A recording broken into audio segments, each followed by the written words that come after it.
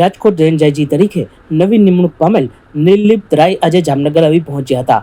Real Singham અને કડક અધિકારીની છાપ ધરાવતા નિર્લિપ્ત રાય રેન્જ આઈજી બન્યા પછી પ્રથમ વખત જામનગર આવતા અસામાજિક તત્વોમાં ફફડાટ વ્યાપી ગયો હતો.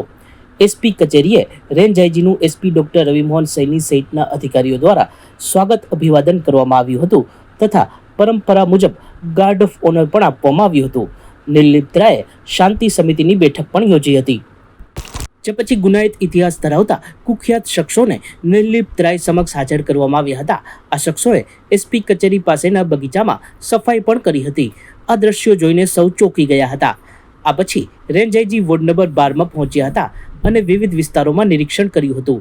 ઉલ્લેખનીય છે કે હાલ અસલમ ખિલજી અને અલ્તાફ ખફી વચ્ચેની લોહિયાળ અદાવત પછી આ વિસ્તારમાં ભારેલા અગ્નિ જેવી સ્થિતિ વચ્ચે રેન્જ આઈજી નિર્લિપ્ત રાયની મુલાકાત ઘણી સૂચક અને સંદેશાત્મક ગણી શકાય.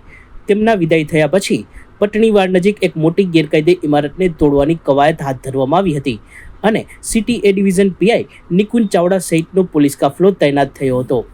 આમ નિર્લિપ્ત રાયના જામનગર પ્રવાસ પછી તાબડતોડ બુલડોઝર એક્શનથી ગેરકાયદે પ્રવૃત્તિઓ સાથે સંકળાયેલા અસામાજિક તત્વોમાં ભય વ્યાપી ગયો છે.